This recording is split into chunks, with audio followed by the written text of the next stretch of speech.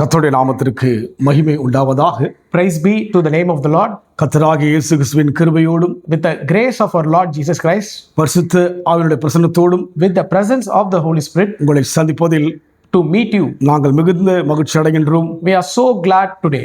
நேற்றைய தினம் As we seen yesterday, உலகம் முழுமையாக இயேசு கிறிஸ்துவுடைய உயிர்த்தெழுதலை அனுசரிக்கும்படியாக ஈஸ்டர் பண்டிகையை நாம் கொண்டாடும்படியான ஒரு பாக்கியத்தை தேவன் கொடுத்தார்.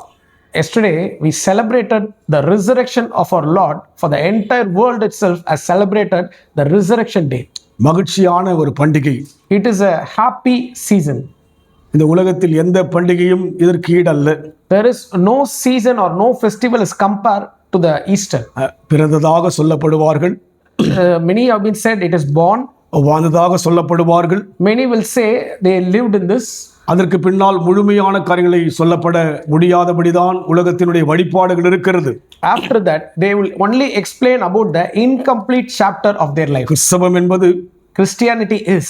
பிறந்ததை சொல்லப்படுகிறது. It has been in the history, he has been born. இயேசு கிறிஸ்து வாழ்ந்ததும் சொல்லப்பட்டிருக்கிறது. Jesus lived in this earth.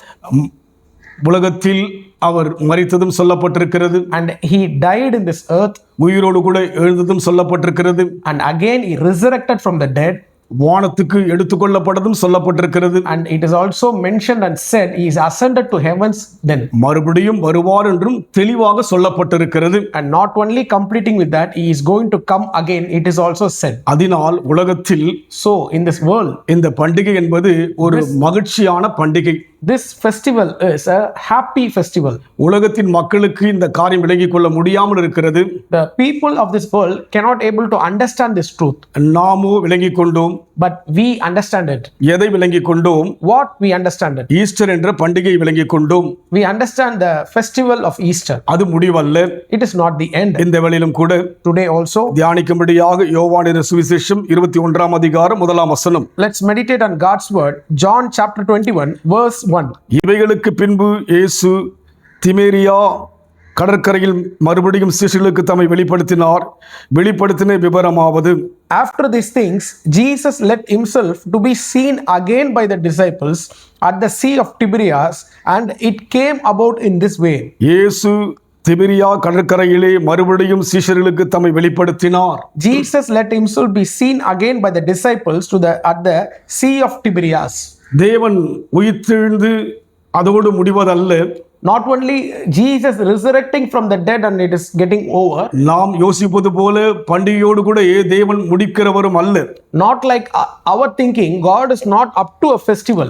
எப்படியாக திபேரியா கடற்கரையிலே சீஷர்களுக்கு தன்னை வெளிப்படுத்தினாரோ, It is how Jesus revealed himself again at the sea of Tiberias. அதுபோல் நம்முடைய வாழ்க்கையில் கூட தொடர்ந்து தம்மை வெளிப்படுத்த விரும்புகிறார். Like the same wise, he want to continually reveal himself in our life. உயிருள்ளவர் அல்லவா? He is a God who lives. நாம் உயிரோடு இருக்கிறோம். We are the one who are living today. நாம் சந்திக்கின்ற உறவுகள், நண்பர்கள் உயிரோடு இருக்கிறார்கள். We are meeting our friends and relative. Everyone is life. அவர்கள் நம் வாழ்வில் வெளிப்படுகிறார்கள். They are coming and introducing themselves. நாமும் அவர்களுக்கு வெளிப்படுகிறோம். And we are also showing up ourselves to அதே them. வண்ணமாக தான் Like the same manner, தேவன் ஒவ்வொரு நாளும் God is in our entire life. உயிருள்ளவராய் வெளிப்பட விரும்புகிறார். In our day-to-day life, He want to reveal Himself as a living one. அவருடைய வெளிப்பாடை விளங்கிக் கொண்டால் One, we should understand His revelation. ஒவ்வொரு நாளும் பண்டிகைதான்.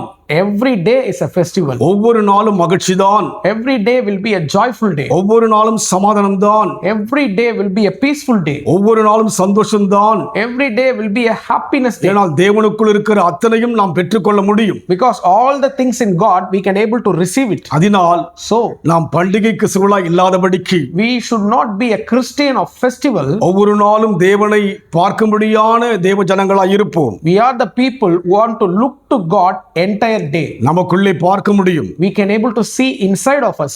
தேவன் அவளுக்கு வெளிப்படுத்தினார். God revealed himself to them.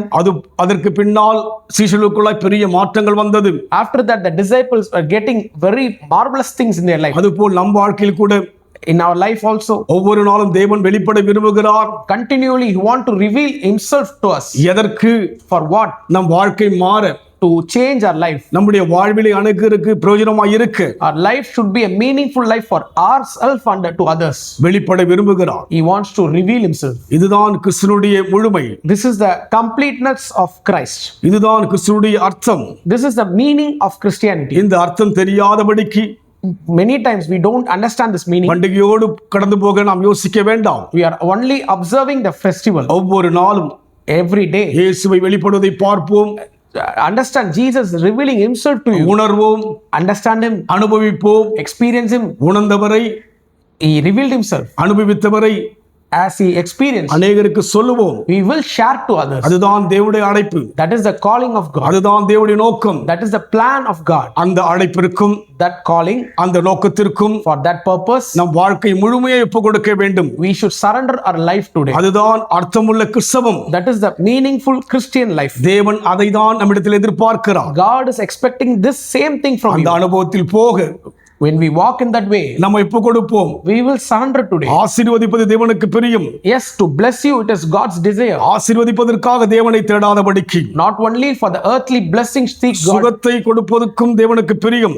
God wants to heal you today. சுகத்தை மாத்திரம் தேடாதபடிக்கு, Not only looking for health. அவன் நம் வாழ்க்கையிலே கடந்து வருவதை To understand God coming into our life, அனுபவித்து let us experience it. சுகத்தை பெற்றுக்கொண்டு To receive that healing, ஆசீர்வாதத்தை பெற்றுக்கொண்டு to receive that blessing அதை from God, அநேக ஜனங்களுக்கு to share that to many people, நாம் பகிர்ந்து கொடுக்கும்படியாக, to share that with the others, சாட்சியாக வாழும்படியாக, to live a testimony for God, சாட்சியாய் நிற்கும்படியாக, to stand for God, சாட்சி சொல்லும்படியாக to share your testimony to நம்ம others. இப்ப கொடுப்போம். Surrender today. சீஷர்கள் அப்படித்தான் வாழ்ந்தார்கள். Disciples lived a life like that. சாட்சியாய் வாழ்ந்தார்கள். They lived a testimony life. சாட்சி சொன்னார்கள். They shared the testimony about தேவனை Jesus. மையப்படுத்தினார்கள். They glorified God. அந்த அனுபவத்தில் போக Do in that நம்மை experience. முற்றிலுமாய் இப்ப கொடுப்போம். Surrender completely. அன்பின் ஆண்டவரே, Dear Father, உம்முடைய ஆழமான எண்ணங்களுக்காக நன்றி செலுத்துகிறோம். thank you for your deep thoughts over us. எங்களை அழைப்பின் அர்த்தத்துக்காக நன்றி செலுத்துகிறோம். Thank you for the meaningful call in our life. அழைப்புக்கு எங்களை பாத்திரவான்களை மாற்றும். Help us to be a person of your calling. ரீகாபலதுருபியாதியா, We thank you for அநேகரை ஆயத்தப்படுத்த கிருபை தாரும். help us to prepare many, Lord. இயேசுவின் நாமத்தில் பிதாவே, In Jesus' name we pray. கர்த்தர் ஆசீர்வதிப்பாராக.